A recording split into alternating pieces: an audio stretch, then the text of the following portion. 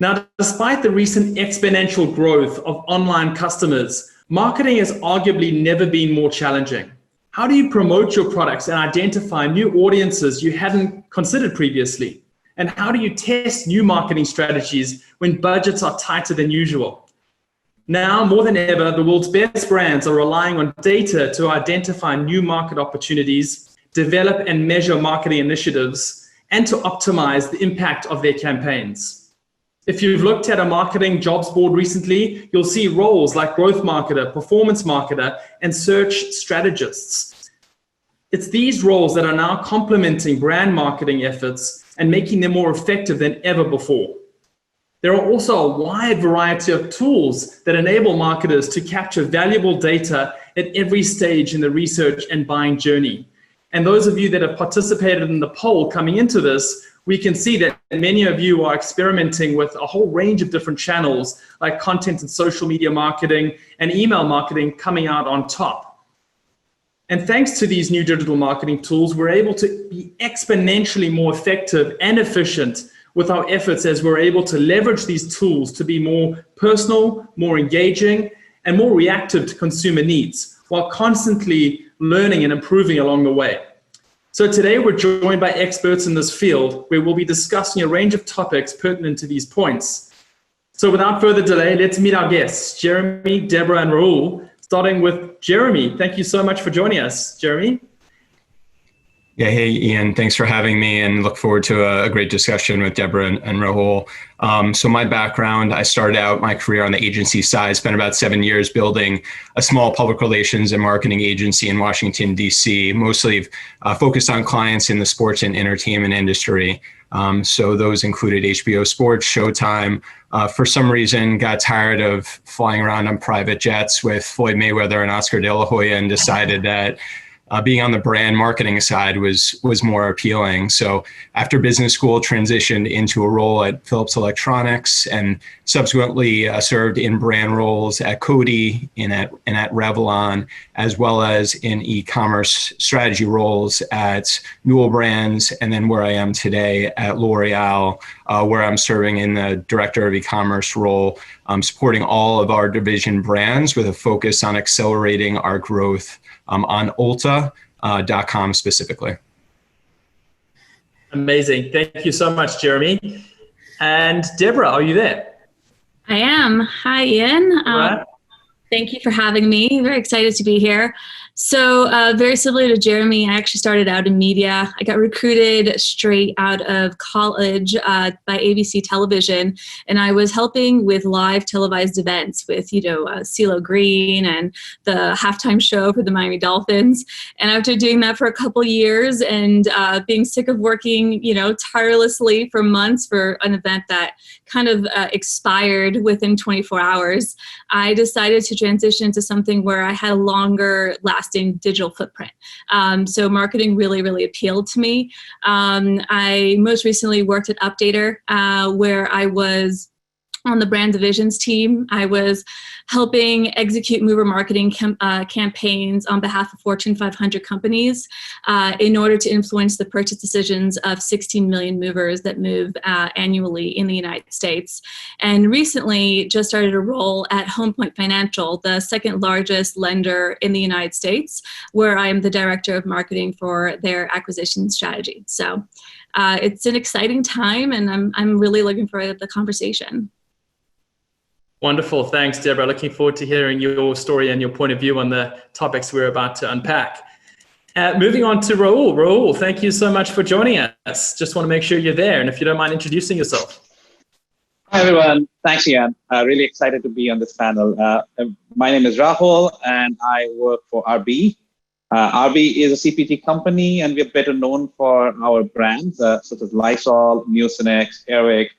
Pretty much in the need at this point of time. I currently lead the marketing team for the e-business on the home and hygiene division. As a background, I started my career very unlikely, I would say, very unlike the other panelists. But I started as a software engineer, writing software code for a Fortune 500 company. Very quickly moved into marketing world, and more specifically, the traditional marketing world, where I've been building brands and growing businesses for 10 years. For the last 5 years, I've been making my way into the digital side, recently into e-commerce and performance marketing. It's been a highly satisfying stint, growing a business 8 times in the last 2.5 years.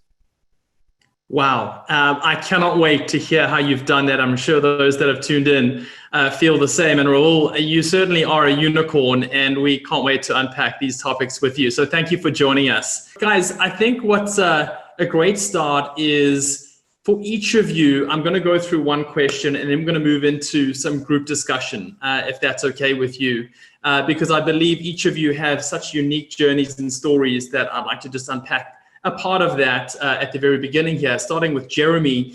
Jeremy, your experience is incredibly diverse, as you just touched on, and has straddled both marketing and commerce throughout. I want to understand, how has your experience in customer sales more recently been impacted? How has it impacted your appreciation of the value that data can bring on improving marketing activities?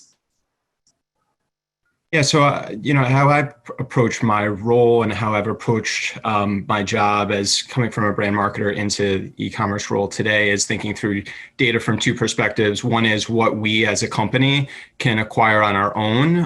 What data do we know about our consumers? What data have we been able to collect overall from a consumer insights perspective in terms of any web analytics and any digital marketing performance result, and then what can we partner with our major retailers to secure?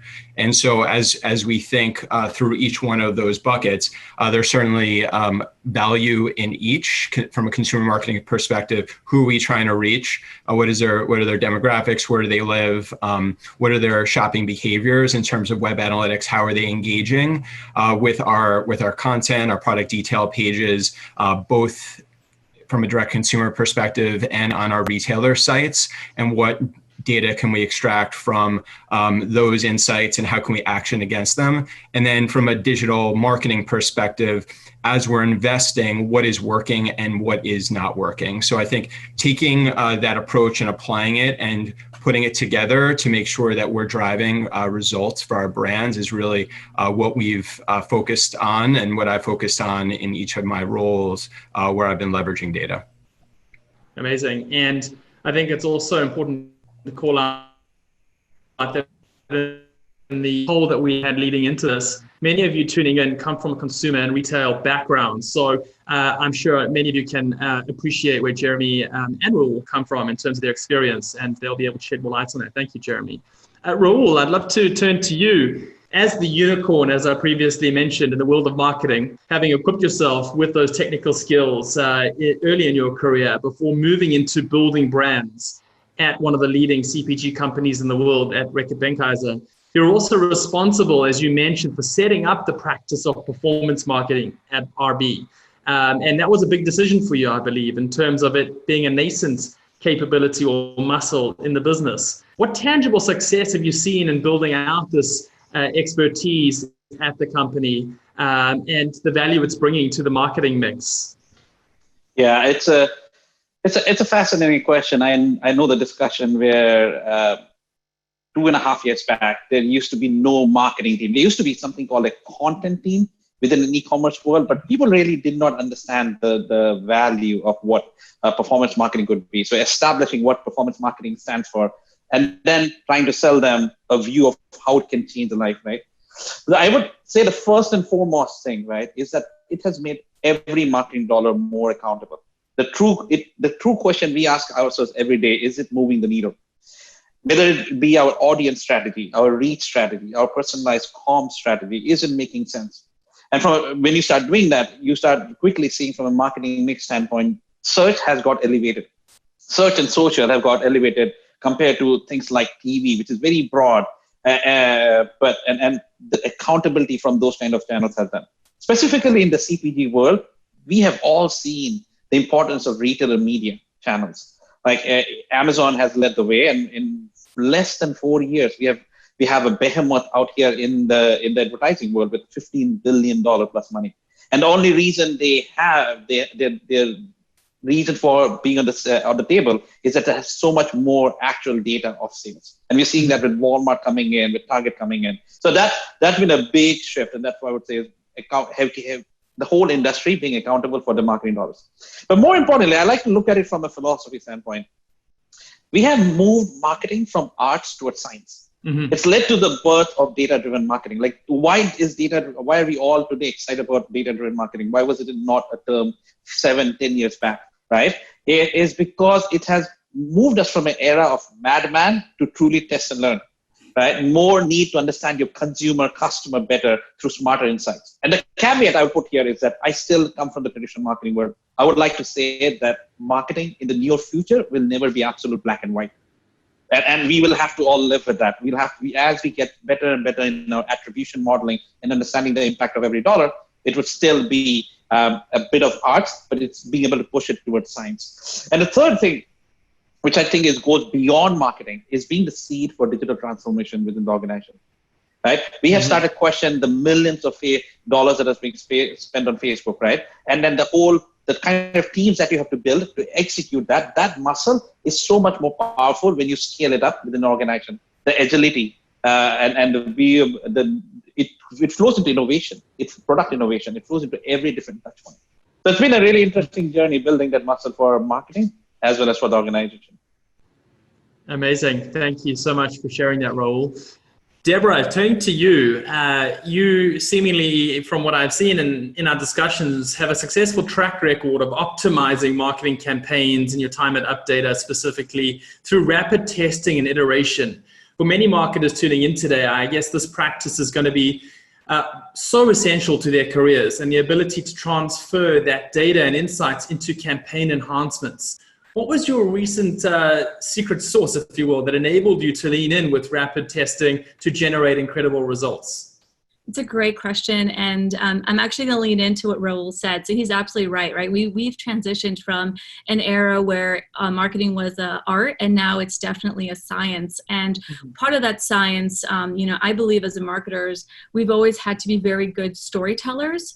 And now it's not a question of understanding just the story, in general to tell to the audience. It's a story of understanding what the data is telling you, right? You have to analyze that data and understand, hey, what are my KPIs? What am I testing for? What am I optimizing for? And understand that, like, if certain KPIs are low or high or whatever, figure out what that story is so that you can fix it accordingly. And there are some, very nuts and bolts things that you can do when it comes to testing, in terms of like rigid prioritization, understanding your SMART goals, figuring out as an organization the biggest swings that you can take in order to make the biggest indent. But at the end of the day, sitting down and understanding which metrics to look at and what those metrics are telling you is really what's going to allow you to take the next step in your round of testing. That's amazing. Thanks so much, Deborah. And that's a great introduction from all of you. I think it's going to be great now to dive into a bit of a group conversation and focus on a few topics and themes, starting with your team history and structure. Rahul, turning to you just quickly and having the others build upon whatever thoughts they have here. How is the marketing team structured at RB? And how have you seen this evolve over the past few years as you've evolved in your role? Yeah, and here I would probably limit myself to the marketing team that I have been building out here, because there's also a bigger discussion of how does the performance marketing team sit within the broader traditional brand marketing, right? Yeah. But I like to start with a quote, right, which is I heard it from the chief digital officer in March sometime back, and he basically said, organization structure is like the arrangement of my living room. After some time, you will always think there's a better way of organizing yourself. We have reshaped ourselves a couple of times in the past few years. And I think the bigger debate has always been, do we align ourselves by business or should we align ourselves by capability? Like, to illustrate a little bit more further, like previously we were structured by capability. That means there was a team which was responsible for search and media, and there was a team responsible for communication and creative. What that facilitated is becoming an expert. It really made people really good at the job, right? How it lacked a bit of the business ownership as well as career progression. We ended up having experts in place, who were not moving themselves, and then you get stuck and you have a higher business risk also. Mm-hmm. I really like the current structure, which is a bit of a hybrid, where we are actually structured as a business unit with what I call tribe leaders responsible for individual categories, and then their team members are structured through capability. Like the tribe leader is a business owner, he's empowered, while the members below them build that kind of expertise to really drive that business. I hope it answers your way of how we've been flexing it. Yeah, and to build on that, if I can, this is my second time. So at Home Point, they employ a very similar agile structure, right? Where we are in squads that are goal oriented versus just, as Rahul was saying, position oriented, right? So it's not just about putting all the social media people in one room and the email marketing people in another room. It's more about, acquisition, let's create an acquisition team. And on that team, you might have front end engineers, back end engineers, you might have a digital designer, you might also have a lead strategist, right? But you're going to have tons of different people that are going to look at the problem from different points of view. And together you're going to bring a solution that otherwise you may never have reached. So I personally really like that structure. I find that it opens my mind to doing things and problem solving in a way that I maybe wouldn't have landed to myself without their input. Yeah, and in my role, I'm serving in a division level where I'm supporting all brands. So it is a little bit unique where there are certain teams dedicated to that brand, and my job is to support them. So we have a team that will layer on to what those brands are doing from a analytics, from a media perspective, building on the relationships that they may have with our retailers, and then I'm supposed to be complementing those relationships, and I'm also trying to bridge opportunities across businesses and across brands. So how can we really scale opportunities at a higher level versus for a single brand? Yeah, and I think these are really interesting ways. It's so interesting to see so many different structures. What I'm also seeing, this last point from my side, is people structuring the marketing organization by the funnel. And where you actually have people at different parts of the funnel really focus on just moving them one level down. Yeah, that's great insight there, guys. And I'd love to ask what your guys' thoughts are on what are the most essential skills that are relevant today that might not have been relevant, that are less relevant than 5 years ago, should I say, in terms of marketing capabilities. If anyone's got thoughts on what those essential skills might be for data-driven marketing. Yeah, if you don't mind, I'll take the lead on that one. So just because it's so permanent in my day-to-day right now. So I just, as I mentioned, transitioned to a new role at Home Point Financial, which is the second largest lender in the country, in the United States. And as you can imagine, being in the mortgage industry and being in the real estate industry, they're very used to doing everything face-to-face, right? It's all about events, networking, handshake deals. With COVID and with our recent events, a lot of that went away. You couldn't do business that way anymore. And so digital became more important than ever. And thankfully, Home Point is structured very differently than other lenders. So they were ready for this. They anticipated it. They did some key launches like, being able to have a portal to communicate with customers, which is honestly one of the most important things. I mean, when you're talking about being digital, it's not just about acquisition, right? You're also talking about retention, and you're talking about how to best serve your customer. So that's something that we're looking more and more to do and support our customers as we launch more into the digital aspect of things. But I think that this is something that a lot of companies should have at the forefront of their minds right now. It's how do I take the way that I was doing business and how do I transition that in a digital landscape so that I can best serve my customers, best serve my partners, and still have the brand presence that I need to have. Yeah, I can jump in here next.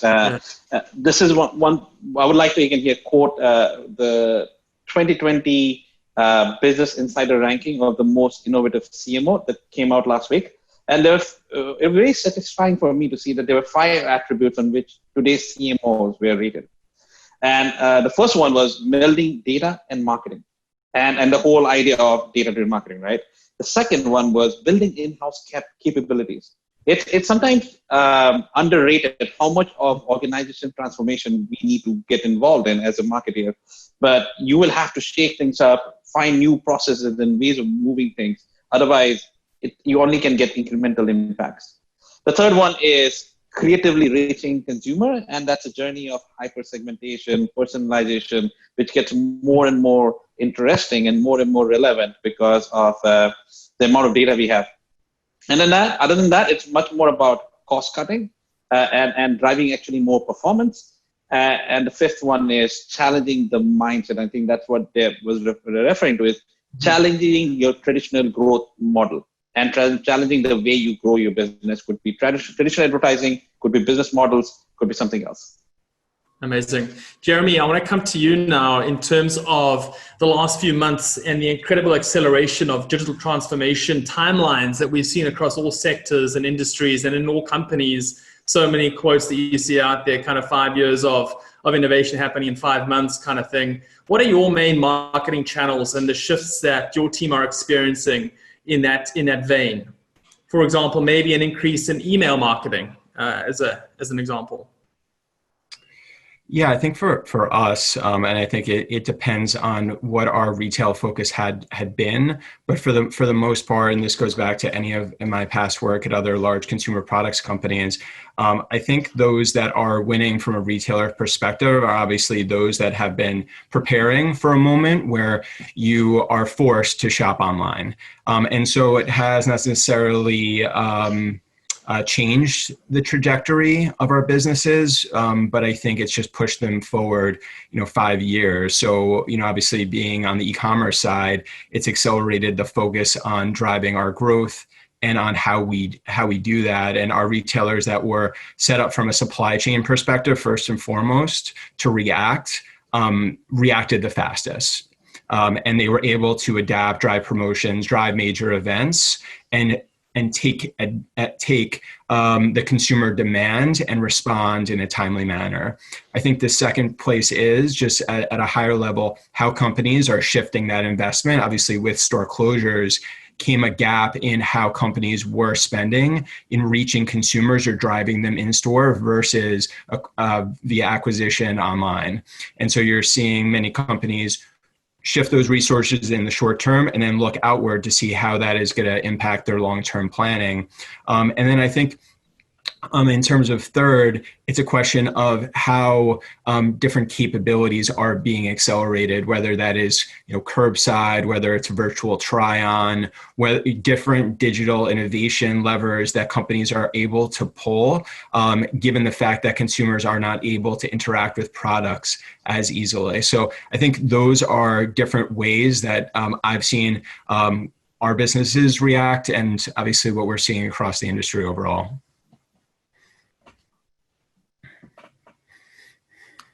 Amazing. Thank you so much, Jeremy.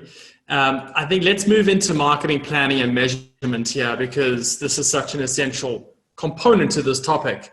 Rahul and Deborah, please build, and Jeremy, please build. Would love to understand more about your campaign planning process. How closely do your sales organizations work in a consultative manner with the marketing organization, and how specific do you get in defining the KPIs that you're going after? Yeah,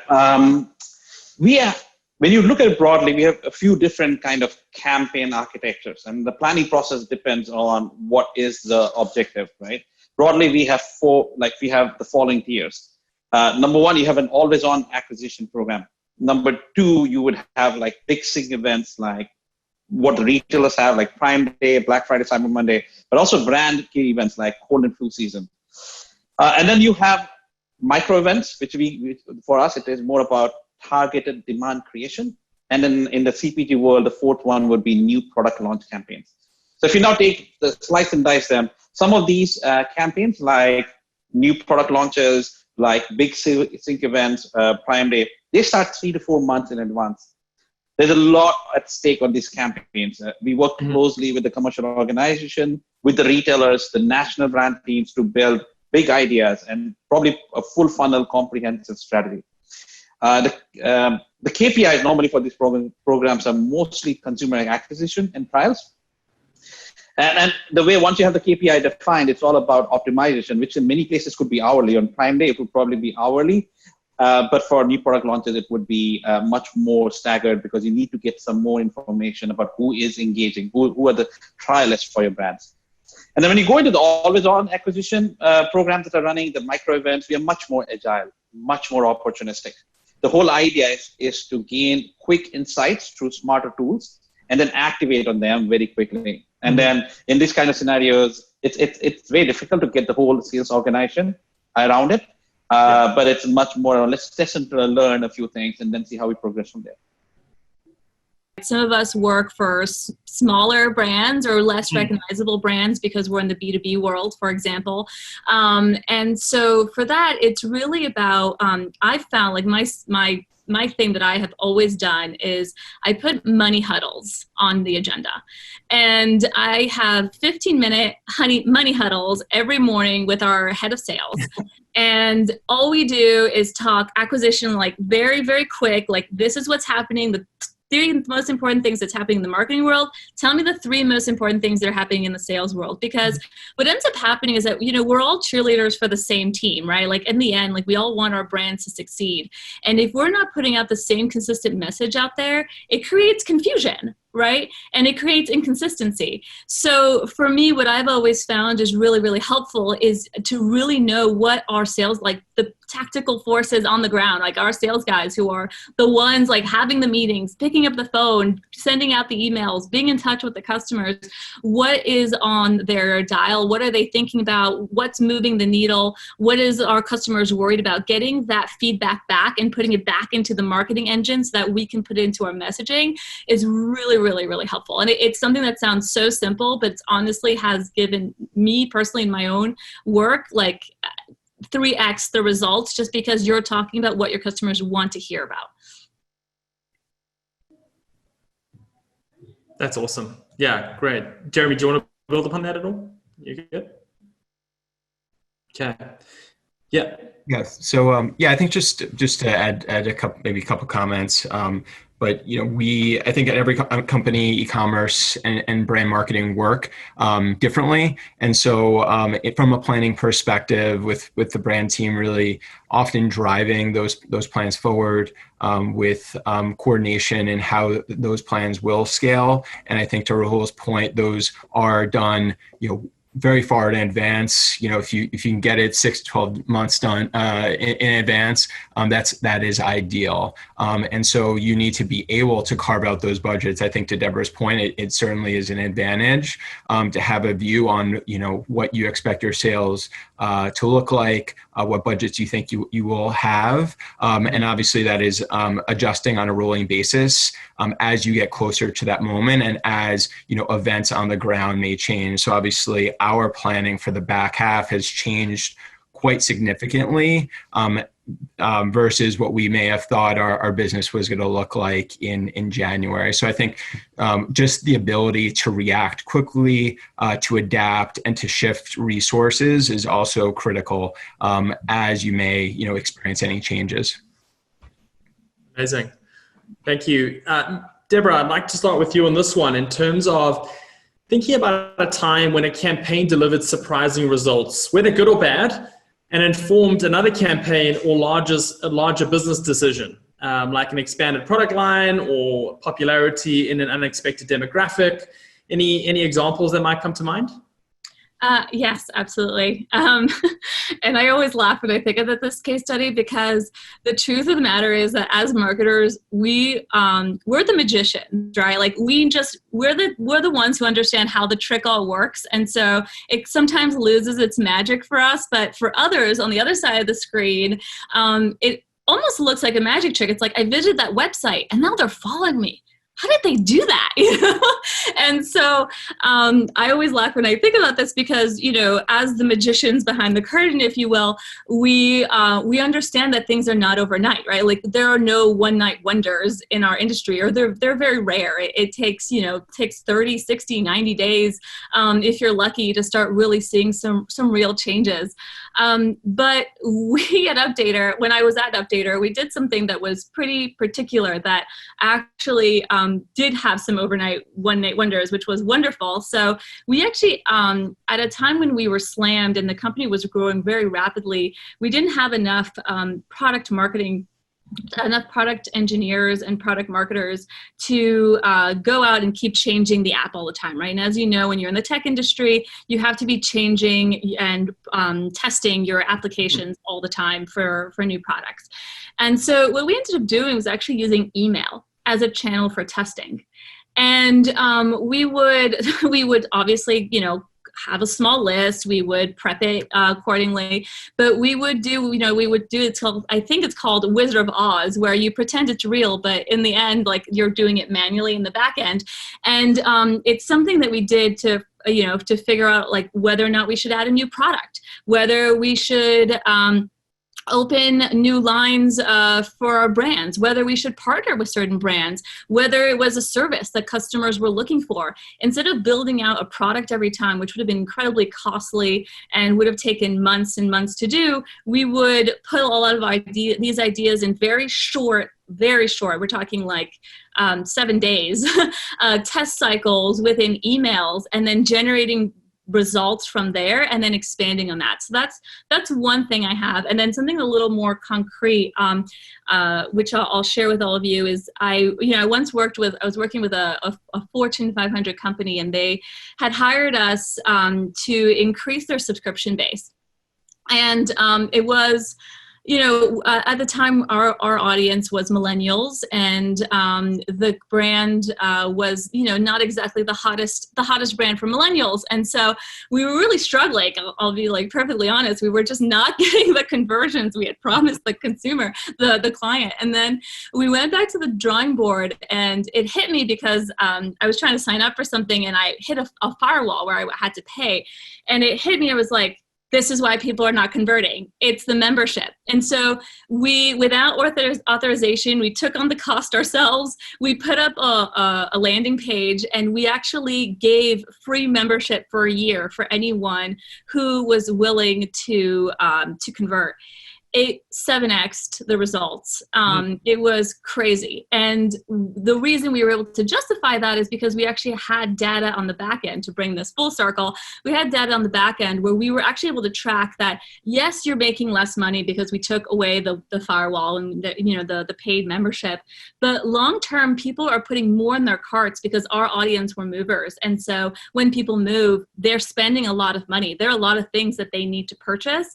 And so for that case study in particular, it really worked because the client on the back end was actually getting larger basket sizes and larger lifetime value out of that consumer. So those are some of the things that I've run into that I hope help those listening. That's great. Yeah, email marketing is such a powerful channel if you can use it to your advantage, like you did brilliantly there. Thank you so much, Deborah. Jeremy, I'd like to understand from you in terms of content platforms and the content platforms that have been working for your brands historically, and how the mix has evolved recently in terms of podcasts, video, social.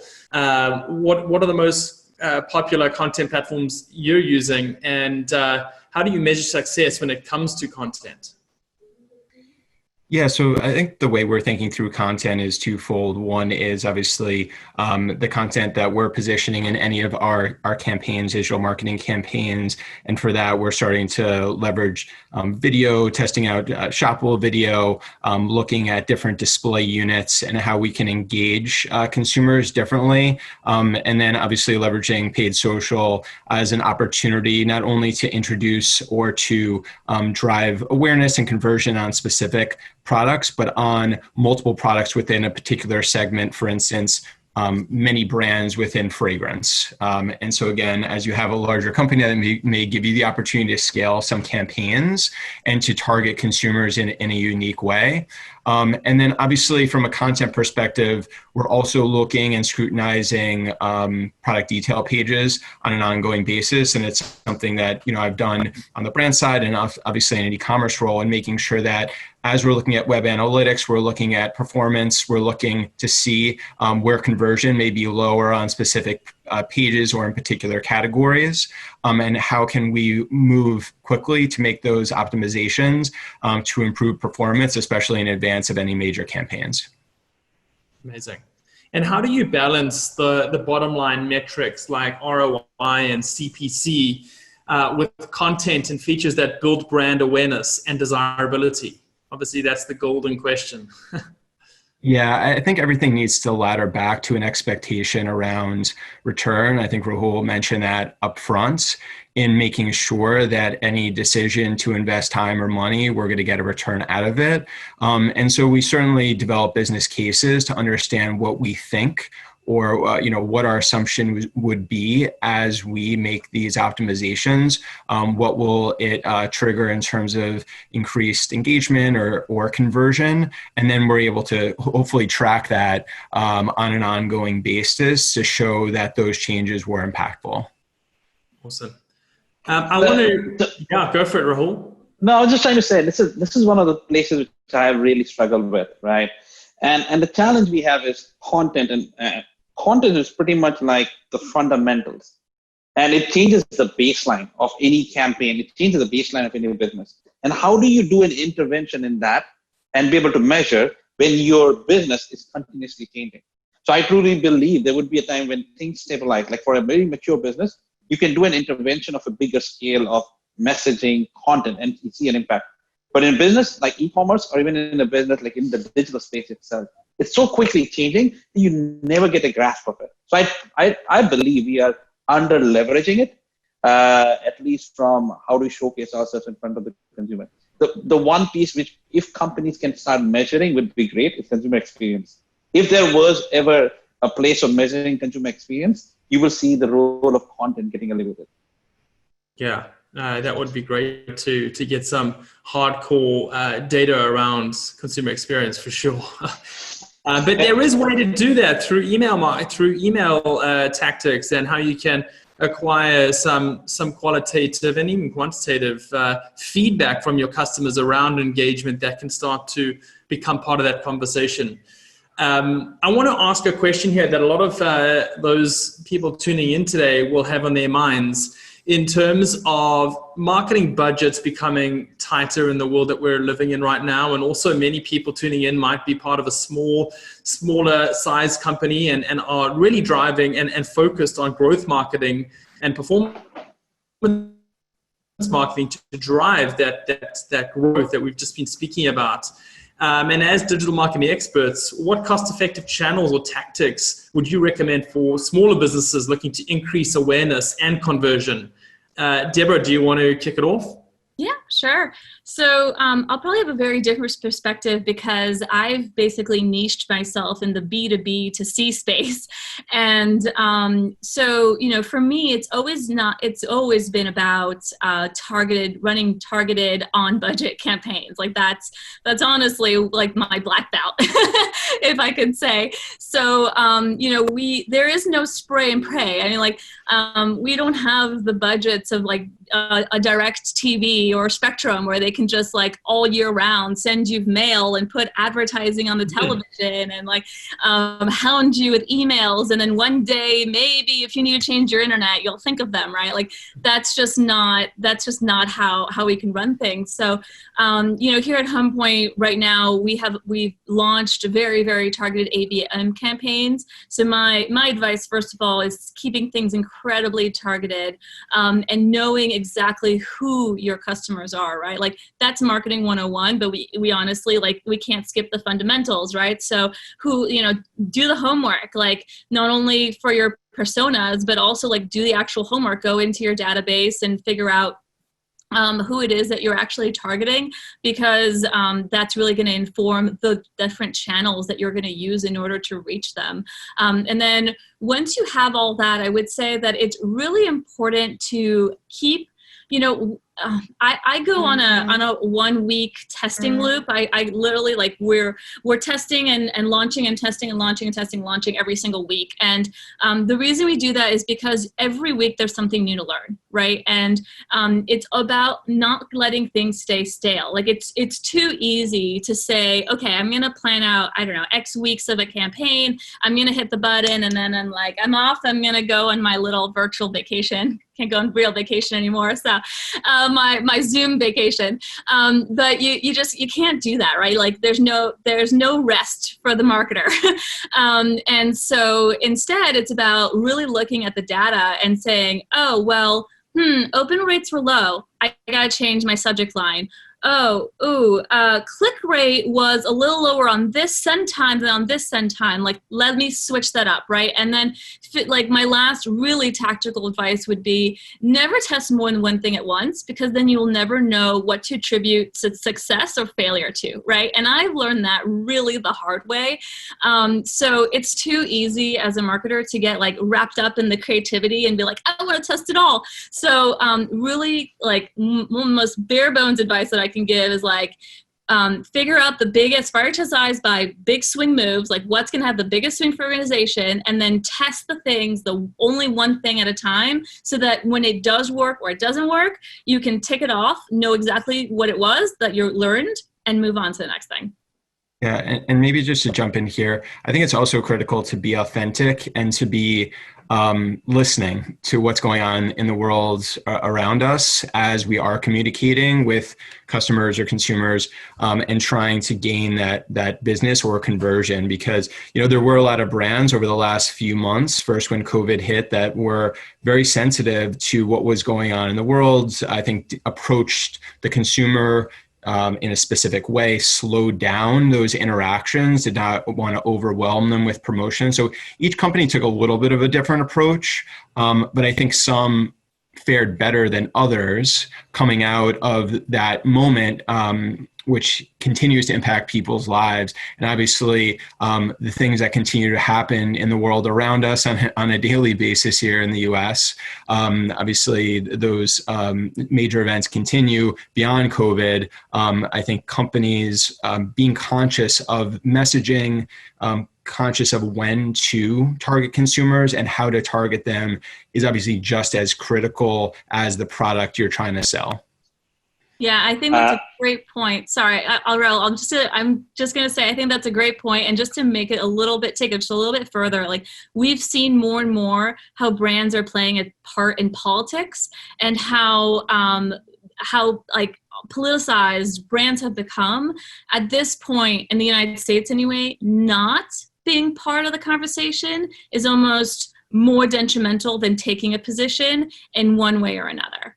And I definitely saw that during COVID, because the brands that were being completely, like, tone deaf and not taking into consideration how a lot of people were struggling in this country, it did not fare well for them. It really didn't. I'll just jump into one small point, and I think that talks about digital marketing.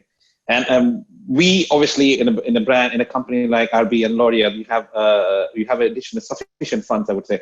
But one of the things we are trying to do is, we are a startup within an organization. So we spend a lot of time with DTC brands to understand how do you really drive that business. And one thing which I learned from them is, do not be scared of jumping into something new, be it podcast or be a new touch point.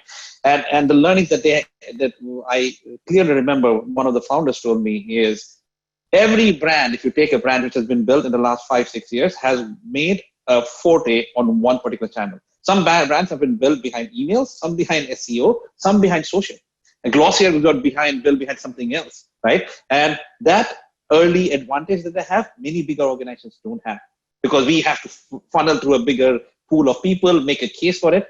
And they actually exit out of those opportunities when the market becomes expensive. So many of the DTC brands are actually now trying to de-risk themselves from social, because the high CPCs that have gone in, and they're going to something else. That you should play to the real Goliath, the David mindset of really challenging the bigger brands in a different way.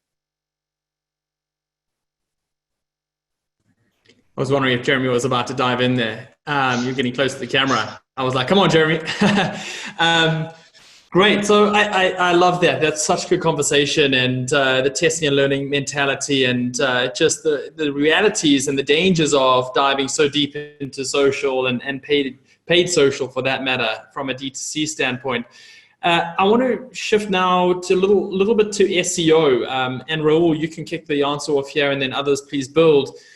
How much do SEO principles and tactics play a role in content planning and marketing initiatives for yourselves?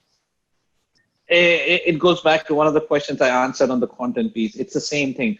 How do you prove value for the huge amount of work that we did, right? It was a time when SEO was super relevant. Brands were just building website, and you want to be on the first 1-2 ranking. That still is a clear KPI. But in today's world, where things are tossed out, and paid search can really pull things around, it becomes really difficult. I would say you're seeing a resurgence of SEO and SEO talent or mindset with e-commerce, definitely, because you have to win the Amazon algorithm, right? So we do it, not as much as I would want to. I haven't been able to strategically fit what is the role of SEO and how do I leverage it as a differentiator. What I have, however, started doing is obviously the keyword relevance. So when keywords keep changing, how do I optimize my content? But I take SEO to be a bit more beyond that. It's about the consumer experience. You have to build your copy. You have to build your experience on the page so that the consumer gets the biggest value out of it. If it drives SEO, great. If you can be smart enough to drive SEO, great. But it first has to deliver on that part, because you can get people in. If the copy is crap, it doesn't work. And we have seen that. Like we see, you go to Amazon, you see one which is like 4 lines in the title. And sometimes the salespeople come in, and the biggest challenge to me is like, these companies are doing it, and that's why they're growing. And I say, they cannot grow that way, because it is not a better experience. There's something else that's happening. So it's not a direct answer that you're looking for, but it's a big challenge. Yeah.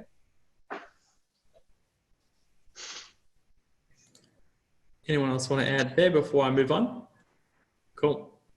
Okay, looking to the future, just conscious of 7 minutes left. We've got a lot to get through. Just want to ask one question here from each of you. We talked a lot about marketing skills required today, and those that were nice to have in the past. But what skills do you think are nice to have today that will be required in 3 to 5 years? What should marketers tuning in today be thinking about in terms of where they should be dialing up their expertise and their knowledge going forward? Who would like to kick off? Rahul, you're nodding your head. You go first.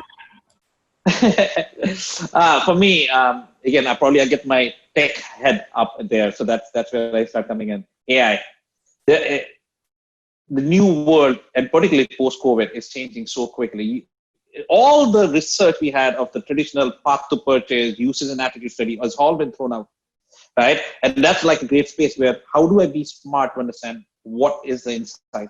How do I be smart with an activation? AI is going to play a big role of making sense very quickly. Whoever wins that understanding is going to be leading for the next 5 years. Second, I would say, is automation. One thing which in digital marketing, which was a big revelation as I have been going through this journey, is we are not just a marketing team, we are a marketing ops team. And we need people on the ground to be running it every day, right? And that will reach a place where it becomes too complicated to handle. Automation has to come in and solve it. And that being comfortable to understand, right? You don't want to have a gun which you don't know how does it operate. So you really want to understand a little bit more of the details so you're comfortable with what it is. And the third thing for me, for marketers who really aspire to be in this industry, is building a team. You're as good as a team. Spotting talent. Everybody in today's world has something on their resume which talks about marketing. It's so difficult to differentiate because a lot of the skills are also operational. So for me, those are like the 3 things which I keep pondering around. Of how do I become smart for the next 3 to 5 years? Yeah, maybe just a more general answer. I think those are really good examples. But I think just being able to action against any of the digital insights and reporting that we're getting, right? There's a lot of data, there's a lot of insights, but I think what is critical is to be able to extract the key takeaways and to be able to carve out a plan to action against them. Because I think because there's so much data, we all get paralyzed. We don't know what to do. We go in circles. So I think having a clear way that you're able to process that data, carve out a plan to action against it, and then test and see those results is critical. And then maybe just a perspective on how we can be better teammates, just being there and being aware of what we're all kind of dealing with in the world today, and being good partners, right? Not only to your colleagues but to your vendors. I think that is definitely something that's top of mind for me as I interact with my teams on a daily basis. But I think we're all being more conscious of the way we communicate, and so I think that'll be critical going forward. I liked all of those. If I'm being honest, I would say, skills can always be acquired, right? And BrainStation is a great example of that. Like, if you need to hone a new skill, sign up for BrainStation. But I would say also, in addition to new skills, something that is gonna be really required is a mindset shift, right? Like, we used to be able to have big vision thinkers and small, like on the ground, like vision thinkers. And now more than ever, people are going to have to be flexible, and they're going to be able to have to think in both big and small, right? We're in a global economy now. It's you're going to need to not only know about how your brand translates to consumers on a day-to-day basis, but also to other brands in the world, right? To other competitors. And I think that that's a really big shift in how marketers have had to think until now, is understanding how their brand not only positions themselves in their local market, but also globally, is very important. And then the second thing I would say is definitely a more analytical thinking is now crucial more than ever, right? I'm a big believer, as I said at the beginning, in storytelling. And it used to be that you could just be a really great narrator. Now you have to be a really good magician, mathematician, and narrator. So you need to look at the numbers and need to understand what the story is there that they're telling you. So being analytically minded is a really, really important skill that definitely I leverage and look for whenever I'm hiring. Around BrainStation, data analytics is really important to this conversation, and also the digital marketing certificate, which includes data analysis too. Guys, I know, just so everyone's aware, Jeremy has to jump at 2, but I'm going to tackle a couple of questions here very quickly. Rahul, there is a question here that I think you might be best fit to answer. What's been the biggest technical and non-technical challenge whilst moving from art to science? You want me to take that? And you were mentioning this, Deborah. Do you want to tackle that one? It's all Rahul. Rahul mentioned that one. Go for it. Oh, sorry, Rahul. Go for it. For me, the biggest technical one is attribution. Understanding what is driving the needle and across the full funnel has been, like, most of the tools that we have in the market is last touch. But you have an impact of video, you have an impact of YouTube, you have an impact of TV, you have impact of in-store things. That is very difficult to understand. That's the biggest technical part. The non-technical, from art to science, is mindset change of senior management. It's very difficult. They are still in that art way of this is what is the right thing, and it's based on an experience of one. And now you're trying to drive them in a completely different way, very, I would say, strong arguments, but sometimes they just don't want to see it. So you have to balance it out many times. Yeah, that's awesome. Thank you, Rahul. Okay, I'm going to go back up here. Question for Jeremy. How is the interaction between the e-commerce team and the marketing team at L'Oreal when it comes to data enablement, activation, and measurement?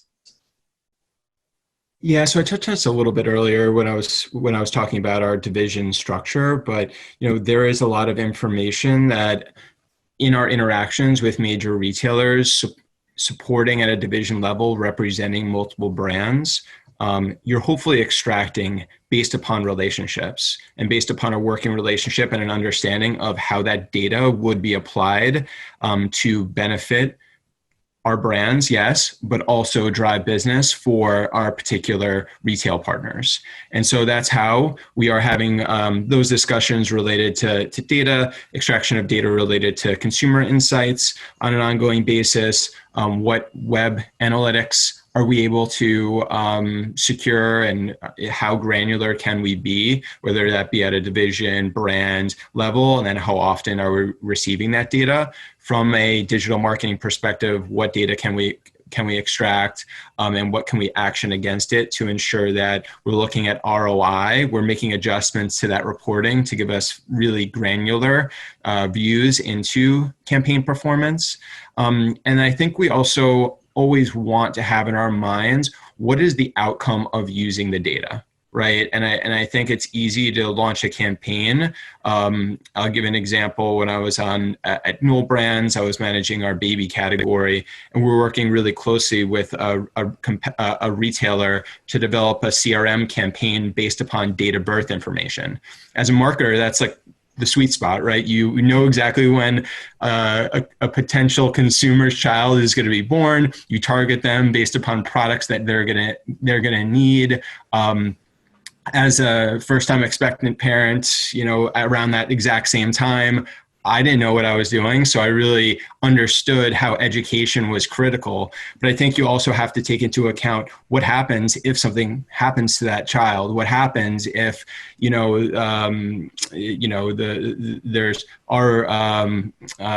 issues related to that consumer? How are you messaging to them? So I think as you think through leveraging data, how you're messaging to them, you also have to think about any sensitivities as you are partnering with retailers and leveraging that data to drive conversion. Amazing. Thank you, Jeremy.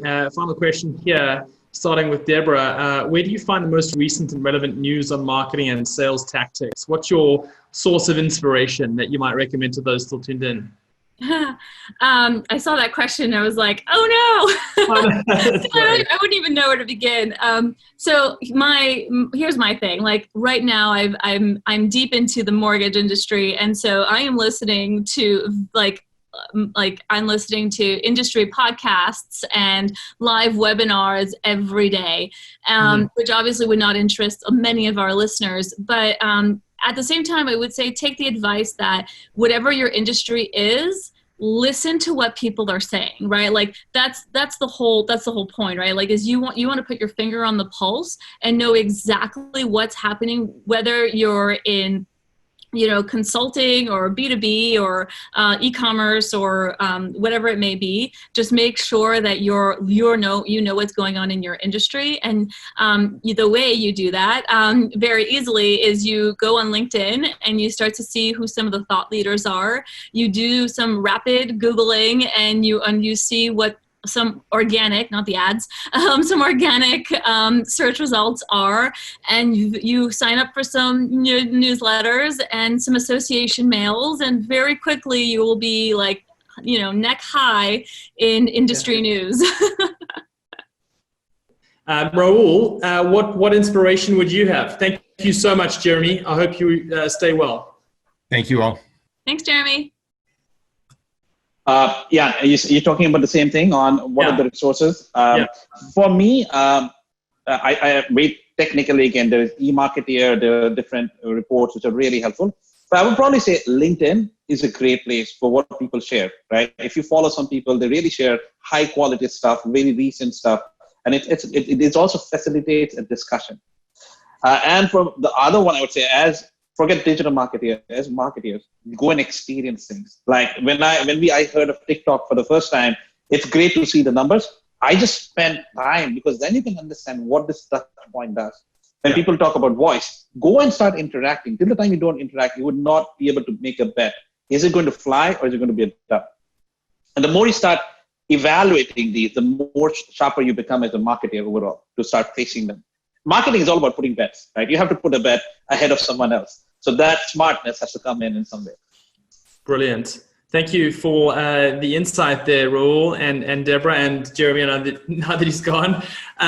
Guys, we have run over it by 5 minutes. For those that are still tuned in, I just want to thank you for taking the time today to learn from these incredible experts that have taken precious time out of their day to share their experiences and incredible knowledge in the field of marketing and digital marketing specifically. So thank you, Deborah. Thank you, Rahul, for your commitment and your time and your thoughts leading into this.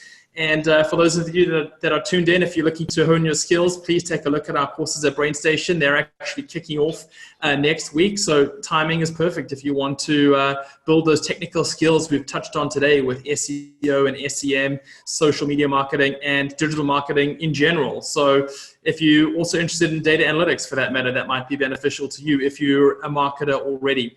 So that is it today. Thank you so much, everyone, for tuning in. And if you've enjoyed this, we look forward to our next Thought Leadership panel on July 9th on designing great experiences in a digital world. Until then, take care, everyone. Bye. Thank you so much. Stay safe. Thank you for inviting us. Bye-bye.